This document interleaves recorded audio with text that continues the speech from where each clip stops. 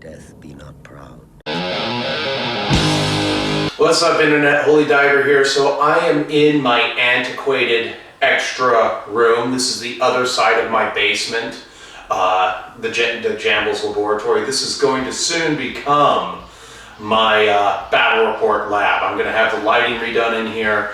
Then I'm going to drop the lighting, close those walls off, and I'm going to have 3 strips of fluorescence going all the way down.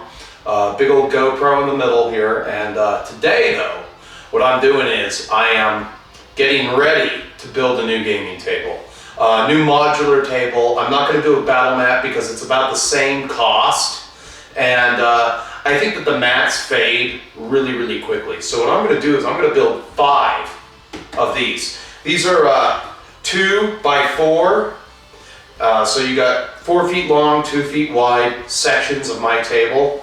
First thing you're going to need is a 120 sander, and you're going to sand the edges. That's step 1. Usually what I do here is I just go 1, 2, 3. This one's already been done. And then what did I put in? I had this brush here. Oh, I had it ready. And then I just dust it off. So once I'm done sanding it, dust it off. The next thing I'm going to do is I'm going to use Elmer's glue to seal the sides of this wood, so that when so the Elmer's glue will soak it up. This wood will get really soaked up. Wait a minute. So the next thing I'm going to do is I'm going to use Elmer's glue, and I'm going to glop that on along the sides really heavily. That'll seal the wood. And then before I do anything, I'm going to paint the sides of the wood with brown. I got something very similar to Scorch Brown. I can give you the Home Depot cord, the Home Depot code in the description, but this is darker, flat, and this is all I'm going to need for about 2 tables right now. I'm doing this inside because it's not quite time to clean out my garage and do it in there, so I can afford to build 1 table in here. I've got some plastic down beneath me and everything, so that's where I'm at. So the next phase here, I'm going to take this and I'm just going to demonstrate to you how I'm going to do this. This is a gallon of Elmer's. I'm actually going to be putting my hands on the Elmer's. And I'm not going to be shy about it. I'm not going to be shy about it. I don't know how well you'll be able to see this, but I'm just going to go along the sides here and get that on. And I'm just going to make sure I do the sides up with the Elmer's. Should have gotten a rag. I know I have one in here, but that's what we're going to do. We're just going to rub the Elmer's on the sides. Make sure it gets in real good. You're going to work that on there, just like that. And this is basically step 2 after you get the, and you want to get the excess and just make sure it's along that edge, you know. I'm going to bring a table in here and lay these down when I'm ready. But I figured me doing this right here in front of you on camera give you a really good idea. If I have to teach you how to use a sandpaper, get the fuck off this video right now. I am not here to hold your fucking hand. That means you failed kindergarten.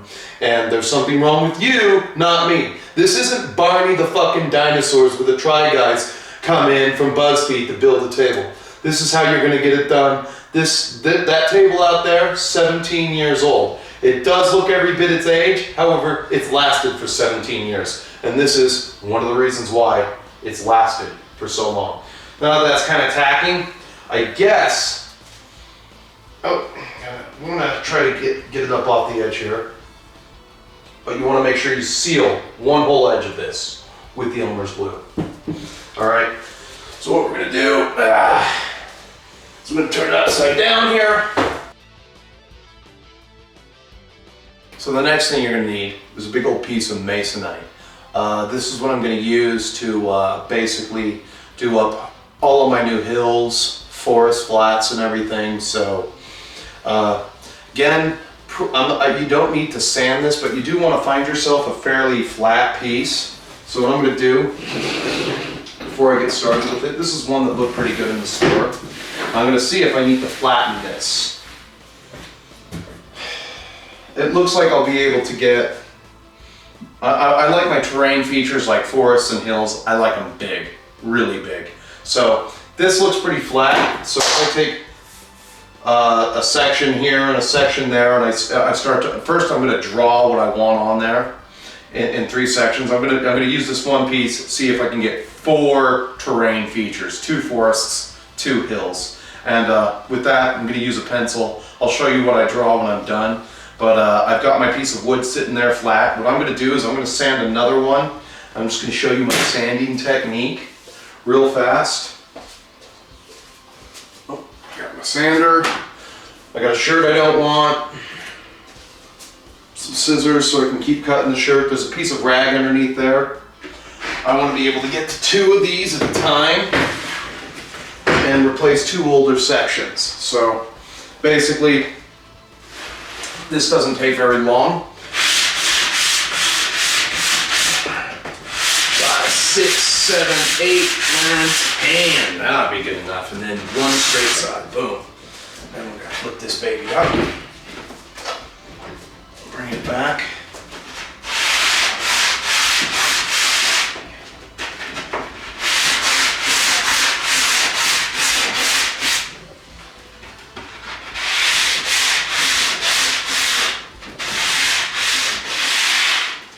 Should have done all my sanding first, but fuck it, you know.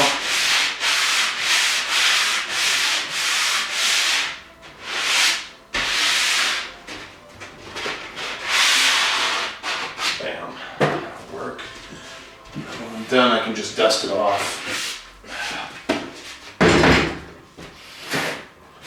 I've got that piece of masonite on the table.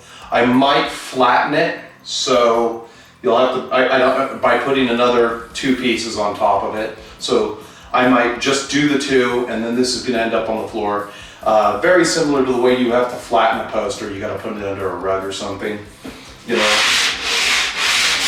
Just so that when you do make terrain features, they sit as even to the table as possible. But I remember making my table, I think it was the year 2001 when I made my table. So we're getting to the 20-year mark, and it lasted. That's all I gotta tell you. That table's damn near 20 years old. It lasted. I'd like to see a mat after 20 years, you know. Plus the problem I have with mats is people put their big fucking sodas on them, you know. That's one. Everybody's got to drink a gallon of soda these days. Everything's fat fuck size. This down here. I do have a big piece of plastic under me again, so I'm not really worried about glue or paint getting onto the floor. Plus, it looks like for an 8-foot table that I've got right here, you can only really glue, do 2 pieces at once. If I had access to my garage, I could do all 4, but that's my weight room, so. And again, you just sand it off. Post that up right there. You get your paintbrush. Ah! We'll dust away. We'll dust away from the fresh one that's sitting there laying.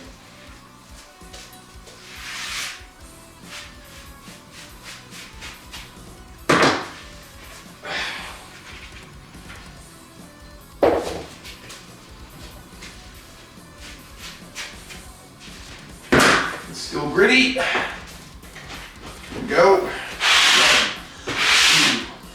3, 4, 5, 6, 7. Now, that's just working out my bicep right there. You know, so if you got big man hands, you know what you're doing. You can get a little bit of workout. Look at that. Ba, ba, ba. Just like that. You get a little bit of workout going there. And this is to keep you from getting slivers too. But this will make the sides of your table infinitely more durable if you put the Elmers and then paint the edges first. Plus you still have to draw your patterns. Yeah, that'll be good. Dust that off a little. Get that up. Bop, bop, bop, bop.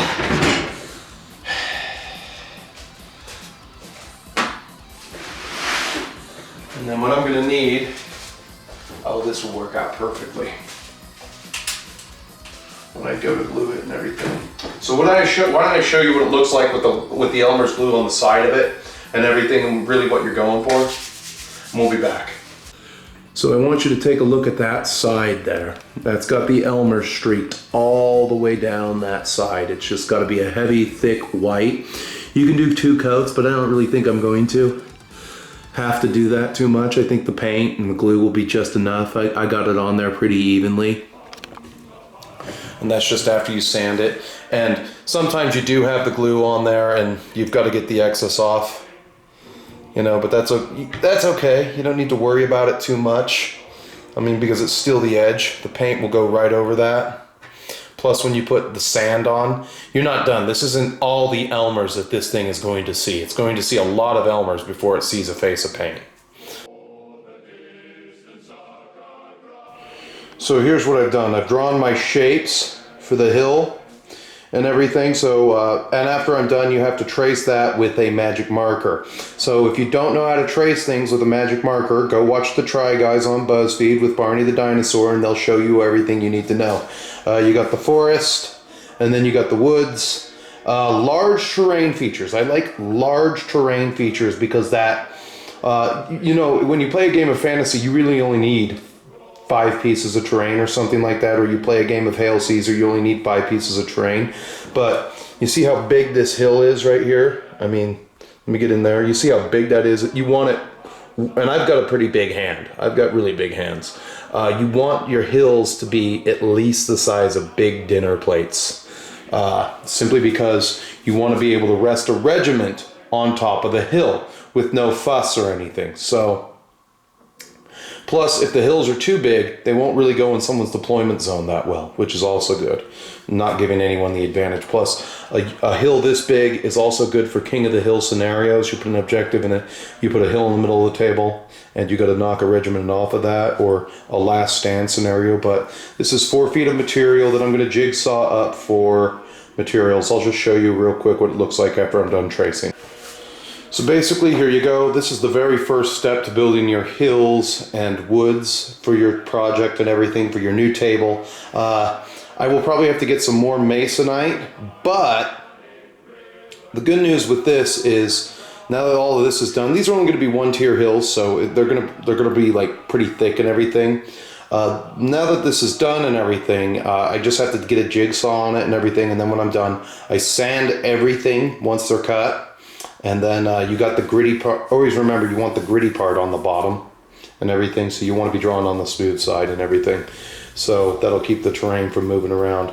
But modular terrains don't really have that problem.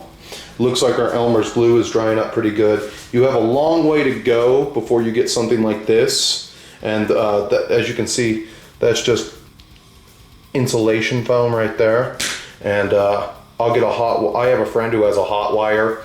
He's gonna cut it up for me and everything, cut the shapes up once I get these pieces of wood cut. And that's pretty much my stopping point for today, other than going over here and putting Elmer's on the edges of this board.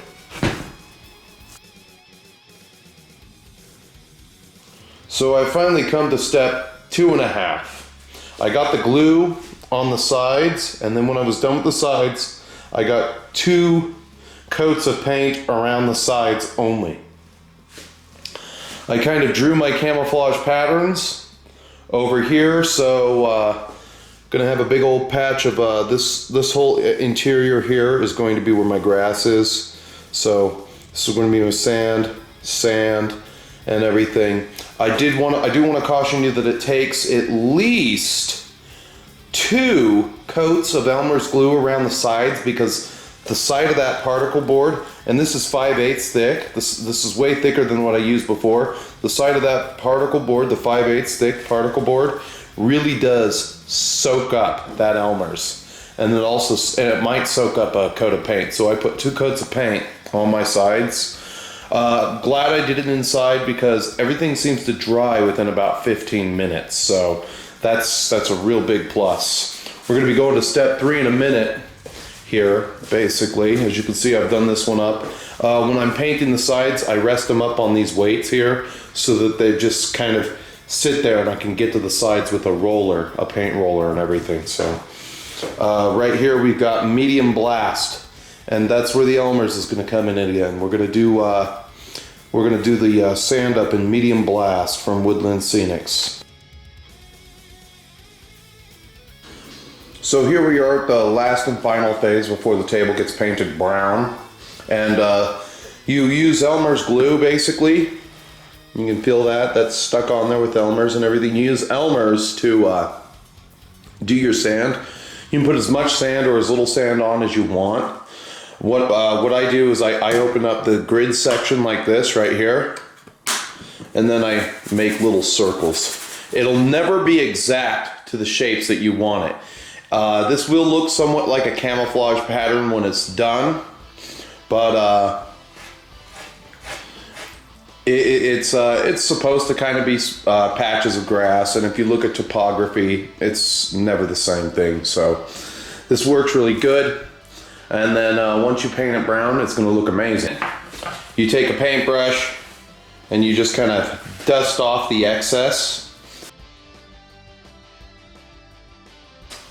So now that they're painted, they take a very huge jump from what they look like. They look way more organic. You can see where the, in this area right here is bigger than my hand. That's where the grass is gonna go and everything. You got the patches of sand. I'm gonna highlight that with gray and vomit brown or graveyard earth. I might just do vomit brown because it's the orchard color sticks out and lasts a lot longer, and it doesn't diminish like the graveyard earth. So as soon as this, let's see, that's already starting to dry, but you still got a wet sheen over this. I have a feeling that this will be dry enough for me to highlight the sand and start grass work on by the end of the night.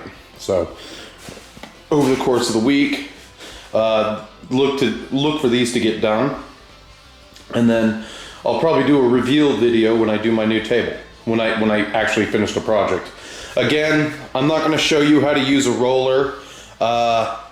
This just works best for me. If you don't know how to use a roller, then you truly are a dumb, stupid motherfucker that failed kindergarten. So this is what they're going to look like so far, and I'm excited. So this basically covers part one of the video series. I'm going to run through the steps for you of what I did.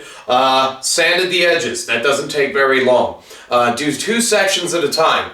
After you sand the edges, seal the edges with Elmer's glue. Again, the sides are very, very porous, so I had to put 2 coats of Elmer's glue on, 2 coats of paint. Those sides are going to be very durable now, and then you draw your patterns. You draw the patterns for the terrain you want on the table. I'm going for some very large hills and some very large forest features because, you know, I don't know. For me, I just don't want the table to be too crowded, but I want the features that I do have to be large, if you feel me there. And then remember that the pattern that you want will never look exactly like what you draw, because I do splotch that paint, that glue on, and then I shake it, so it's never going to be exactly what you want, but you can come close to what you want if you want to take a little bit more time. Good news is the sides dry very quickly. Bad news is once you do that first big roll, you got to look into the sand to see that you got all of the sand. That paint seals the sand onto the table. You might have to do 2 coats. I don't know yet because it hasn't dried. I think I'm going to get away with 1 coat, and that'll be good. I do know that I have enough paint for all 4 sections. You'll need at least 2 things of Woodland Scenics Medium Blast, and then pick your grass, and then I would buy the Woodland Scenics grass that comes in the big thing too. So go to a normal hobby store, not a gaming store, unless they do sell that stuff at your hobby store. In any case, Internet, YouTube has many features you can use to interact with me. You can like the video, dislike the video, comment, or subscribe. But until I see you again, keep fighting, keep playing, keep doing what you're doing. Stay metal, my friends, and don't forget to build a new table when you get a chance. Forgive him. He's a very passive boy. Beta male, got it.